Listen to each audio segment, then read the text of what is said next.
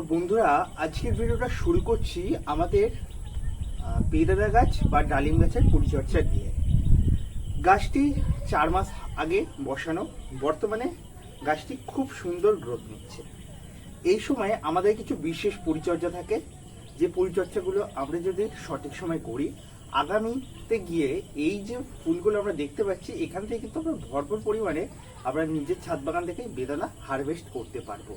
চলুন আজকের এই ভিডিও থেকে জেনে নেওয়া যাক এমন কি পরিচর্যা যেগুলো যদি আমরা করি, আমরাও গাছ থেকে চাষিদের মতো প্রচুর ফলন আদায় করতে পারবো। নমস্কার বন্ধুরা, আমি অনেক শিব আপনাদের আজকে স্বাগত জানাচ্ছি আমার ভিডিওতে। আশা করব আমার ভিডিও আপনাদের ভালো লাগে। ভালো লাগলে কমেন্টে জানান, খারাপ লাগলেও কমেন্টে জানান, এবং আপনার যদি কোনো গাছ নিয়ে প্রশ্ন থাকে সেটাও কমেন্টে জানাতে পারে। এবং অবশ্যই জানাবেন আপনাদের কাছে বেদানা গাছ ইতিপূর্বে রয়েছে কিনা, এবং যদি না থাকে ভবিষ্যতে কেনার প্ল্যান থাকে তাও জানাবেন, এবং ভিডিওটি সম্পূর্ণ দেখার অনুরোধ রাখছি। এই যে গাছটি দেখছেন, গাছটি প্রথমত বললাম 4 মাস আগে কেনা।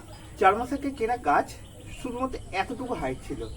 বর্তমানে গাছটি মোটামুটিভাবে 3.5 ফুট থেকে 4 ফুট মতো হাইট চলে এসছে। তো এই গাছটিকে এখন যদি আমরা প্রুনিং এবং গাছের সঠিকভাবে খাবার না দিই, ভবিষ্যতে গিয়ে কিন্তু আমরা গাছটা থেকে ভালো পরিমাণ ফলন পাবো না। ভবিষ্যৎ বলতে দুর্গাপূজার পর থেকেই গাছে কিন্তু অধিক পরিমাণ ফলন আসা শুরু করবে। বেদানা গাছ সারা বছরই ফলন দেয়, কিন্তু এর একটা সিজন থাকে। দুর্গাপূজার পর এবং ফেব্রুয়ারি মাসের এন্ডে দুবার এই টাইমে প্রচুর ফুল বা ফলন আসে, যেটা যদি গাছে একবার লাগতে পারে ঠিকঠাক মতো, তাহলে কিন্তু গাছ সত্যি ফলের বারে নুয়ে পড়বে, এরকম একটা পজিশন তৈরি হয়। এর জন্য প্রথমত দরকার আমাদের গাছের সঠিক পরিচর্যা এবং সঠিক খাবার দেওয়া। তো সেই খাবার নিয়েও আজকে আলোচনা করব, এবং সঠিক কি কি পরিচর্যা করতে হবে সেটাও প্রথমত বলবো। এই যে গাছটি দেখছেন, অবাঞ্ছিতভাবে ডালপালা বেড়ে চলেছে। এই অবাঞ্ছিত ডালপালা আমাদের এই বেদানা গাছের জন্য খুব একটা ভালো নয়, কারণ আমরা প্রত্যেকেই জানি বেদানা একটা বুধ প্রকৃতির গাছ, যেটাকে একটু বড় লং হাইট করে তারপর করলে সব থেকে ভালো হয়। আমি যে কাজটা এখন করব সেটাকে বলে প্রুনিং। এই যে আমি একটা কাটার নিয়ে নিয়েছি, স্যানিটাইজ করে নেবেন প্রথমত, বা ইনসেক্টিসাইড করে নেবেন। তো এরপর যে কাজটা করবেন, এই যে নিচের দিক থেকে ব্রাঞ্চেসগুলো আসছে, এই নিচের দিকের ব্রাঞ্চেসগুলোকে কেটে একদম সরিয়ে দেবেন। এই ব্রাঞ্চেসগুলো থাকলে কিন্তু খুব একটা গাছের তেমন গ্রোথ আমরা দেখতে পাবো না, এবং এখান থেকে কিন্তু ভবিষ্যতে গিয়ে গাছ কিন্তু শুধুমাত্র খাবারই শোষণ করবে, গাছের কিন্তু ভালো গ্রোথ দেখা দেবে না। এগুলোকে মেনলি আমরা সাকার্স বলে থাকি। আর এই সাকার্স যখনই গাছে বৃদ্ধি পাবে, তখনই গাছের গ্রোথ অনেক পরিমাণে কমে যাবে। এরপর যে কাজটা করছি সেটাকে বলে প্রুনিং।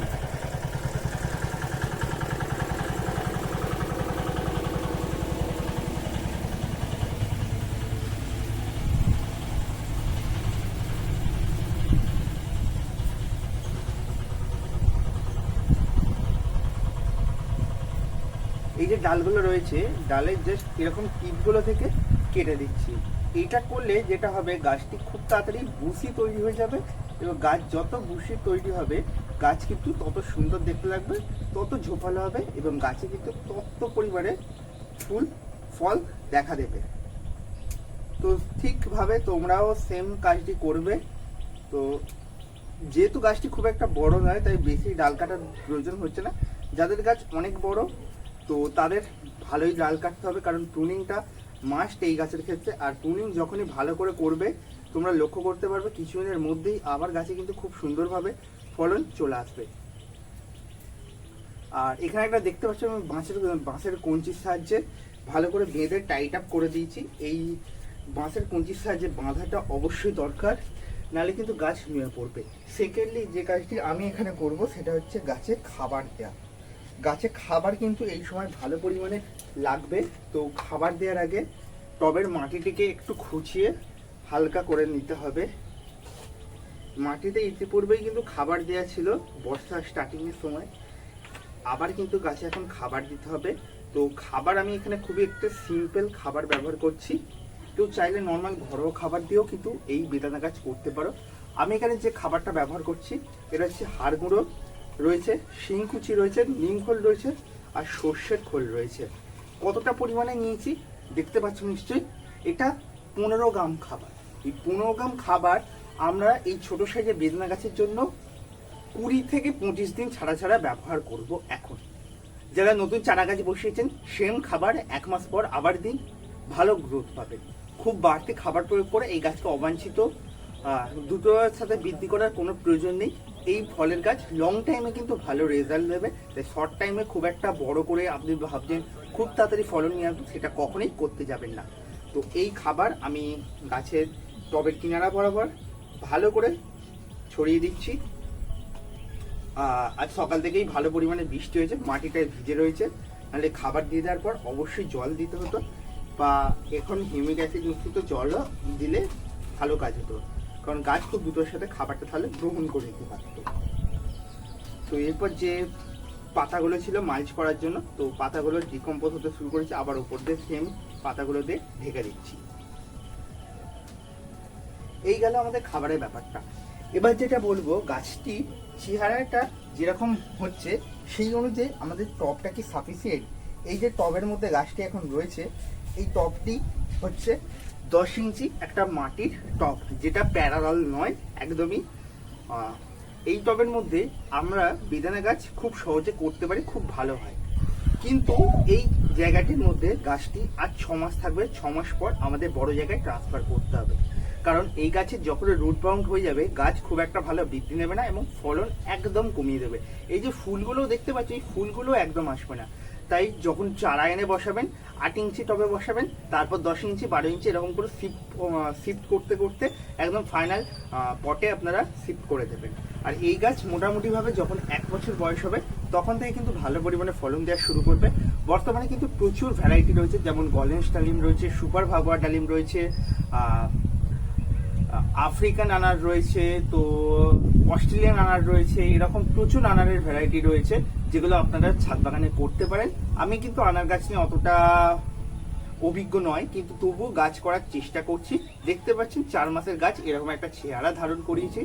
6 মাস পর আরও কি রকম গাছটি তৈরি করি সেটা অবশ্যই তোমাদের সঙ্গে শেয়ার করব। তো এই গাছটা বসানোর ভিডিও তোমাদের সঙ্গে শেয়ার করেছিলাম, এরপর কোনো পরিচর্যা দেওয়া হয়নি। অনেকেই জানতে চেয়েছিলেন গাছটির অবস্থা কি রয়েছে, তো কারেন্ট কন্ডিশন এইরকম অবস্থায় রয়েছে এবং গাছটি থাকে বাগানের একটা কোণে, যেখানে সারাদিন রৌদ্র আসে, বৃষ্টির জল পায় এবং তার কারণে কিন্তু গাছটা ইতিমধ্যেই ভালো পরিমাণে গ্রোথ করছে এবং অবিরামভাবে এইভাবে ফুল ফোটাচ্ছে। কিন্তু এই গাছের ছোট গাছ এই ফুলগুলোকে টেকাতে পারছে না, ঝরিয়ে দিচ্ছে। এটা কিন্তু হামেশাই হবে, তোমরা লক্ষ্য করতে পারবে। গাছ যখন বড় হবে 100% ফুল কখনো টিকবে না, মোটামুটি ভাবে 70% বা 80% মতো ফুল আমরা আমাদের গাছে টেকাতে পারবো, বাদ বাকি ফুল কিন্তু সমস্তটাই ঝরে পড়বে। এ গাছে মোটামুটি ভাবে ফুল টেকাতে গেলে একটা জিনিস মাথায় রাখতে হয়, সেটা হচ্ছে সঠিক সময় খাবার প্রয়োগ, সঠিক সময় অনুখাদ্য, কীটনাশক, ফাঙ্গিসাইডের ব্যবহার। হ্যাঁ, ফাঙ্গিসাইডও ব্যবহার করতে হবে। খাবারটা আমরা দেখালাম, এই খাবারটা দেবো এবং যখন গাছে ফলন দেখা দেবে তখন J050 সপ্তাহে একবার করে স্প্রে করব। পাশাপাশি এনপিকে 19-19 বা এনপিকে 20-20 আমরা সপ্তাহে একবার করে স্প্রে করবো বা জলে গুলে মাটির মধ্যে দেবো, লিটারে 3 গ্রাম পরিমাণ নিয়ে। মোটামুটি যখন ফলন দেখা যায়, মানে দুর্গাপূজার পর টাইমটা, তো এরপর আরেকটা জিনিস করতে হবে, সেটা হচ্ছে অনুখাদ্যের ব্যবহার। এই যে ফুলগুলো যখন খুলছে না, এই অবস্থায় কিন্তু একবার অনুখাদ্য দিতে হবে, একবার কীটনাশক মেরে দিতে হবে, একবার ফাঙ্গিসাইড দিতে হবে।